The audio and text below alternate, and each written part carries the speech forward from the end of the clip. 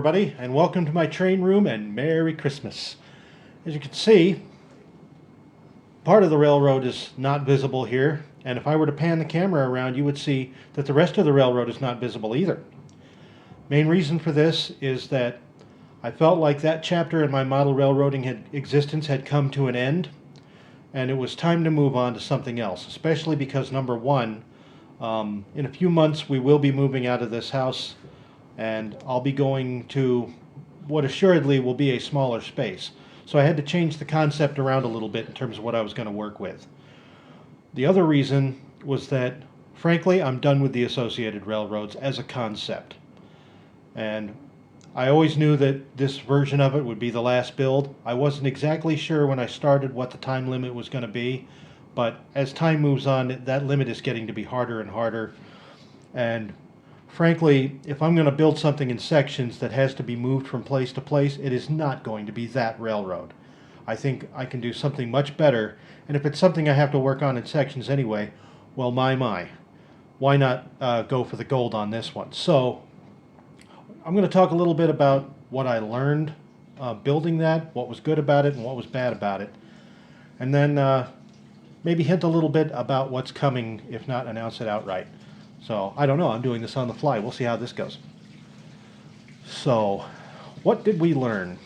Well, number one, while it's great to not have to selectively compress everything down to what we might call train set sizes with extra tight radii, number 4 turnouts, and not enough room to spot a car, running things the other direction, full prototype, often exposes the things that are not fun about railroading, the stuff that real railroaders actually have to be paid for, which is doing things like long, tedious 10-mile-an-hour runs through residential neighborhoods. Charming as that may be to rail fan, it's much less charming when you're at the throttle, or if you're sitting in the conductor's chair trying to keep the other guy awake. So that's one part of it.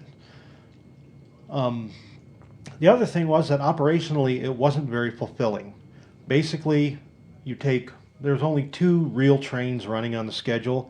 You had the beer run, which was basically take the empties out to the brewery, bring the loads back, rinse and repeat 3 times in a 24-hour period, and there's your beer run. And then maybe once a day, you had kind of a peddler freight that would serve the other industries along the line. But in terms of the fun part of operation, setting up meets and passing and running through trains and stuff like this is a branch line spur, so it included none of that. And while that might be great in terms of solo operations, it's just not very fulfilling, at least not from my perspective. I really wanted to see something bigger, something that would justify the larger road engines that I like, especially in a time period like the late 60s, early 70s, where an SD40 was probably the latest and greatest, unless you push late enough, and you might even get into an SD40-2 or a U30C or something like that, but nothing really too fantastic, at least as compared to today's history. I mean, we're not running 90 max, of course, but if you want to run that, what from the perspective of a Gen Xer like myself would be considered modern EMD horsepower, it starts in 1966 and goes from there. And stuff like that is not supposed to be out on a tertiary branch line switching a few beer cars. SD9s could have handled that all day long. And I have more SD40s than I have SD9s. So that kind of alludes to what I'm getting at in my next project. And then, as I said, operationally, I mean, if I had gotten everything down to full spec, meaning I'd had enough time to build all of the little projects that I had set out for myself, an operating coal unloader, being able to have a separate switch job in the brewery, which I was kind of working on operationally, but it just wasn't, I'm just one guy here by myself.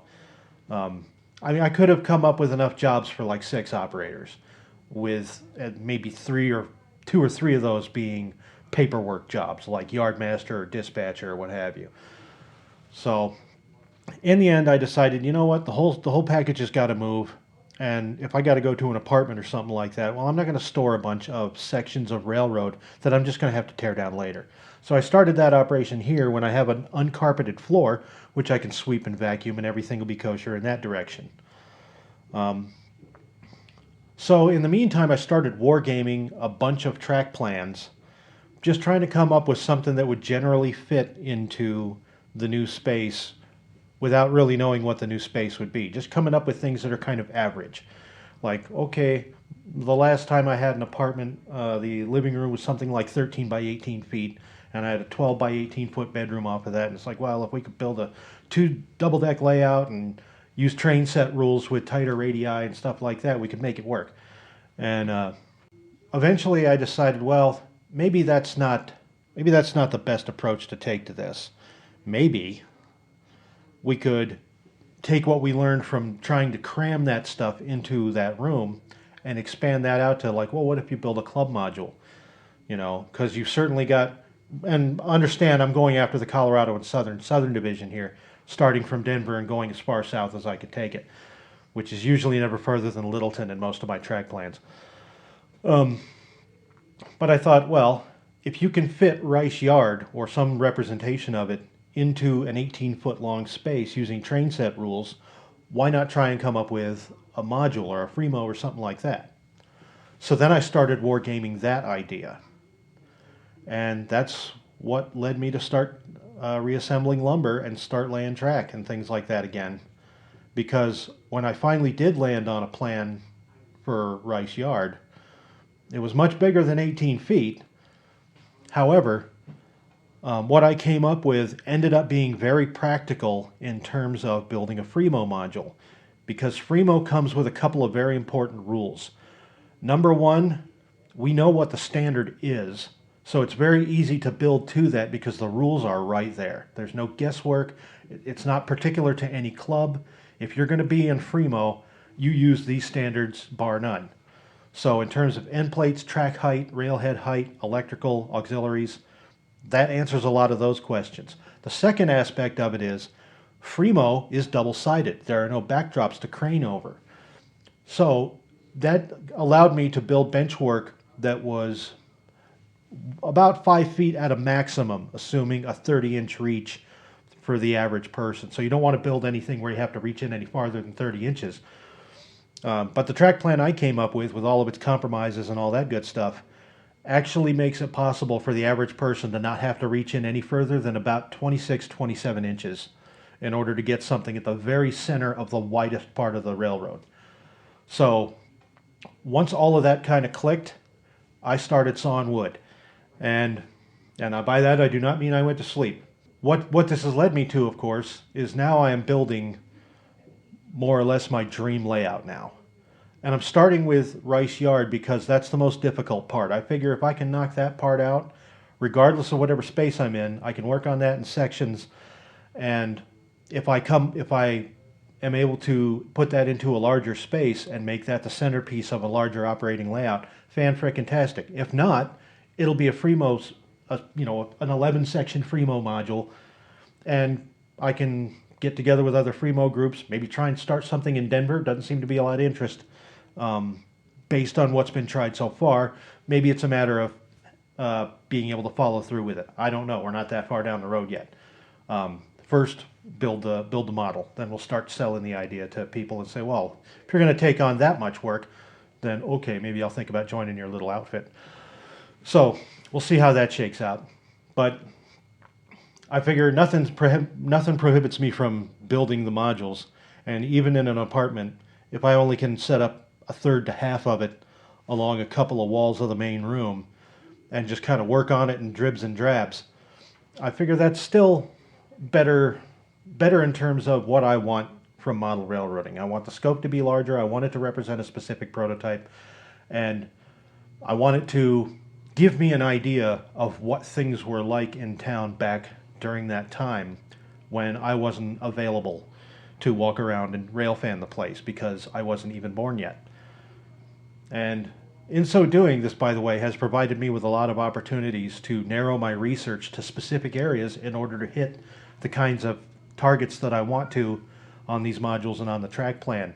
And so going through various archival footage and photographs and just about anything I can get my hands on has allowed me to kind of assemble a picture in my head of where everything is supposed to be and get a better feel for what everything looked like. Kind of like a star-nosed mole. Can't see anything, but He remembers every time his nose touches something and eventually forms a picture based on that. So, how's that for a reference? So anyway, the rest of the railroad is toast, and I'll talk about a couple of specific things too that I felt where I got close but no cigar.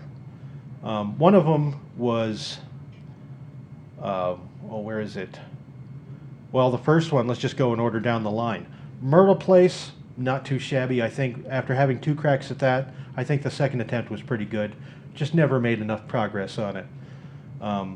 The one section I thought I got pretty good in terms of the overall landforms and what it was supposed to be was the Decatur Street Federal Boulevard section.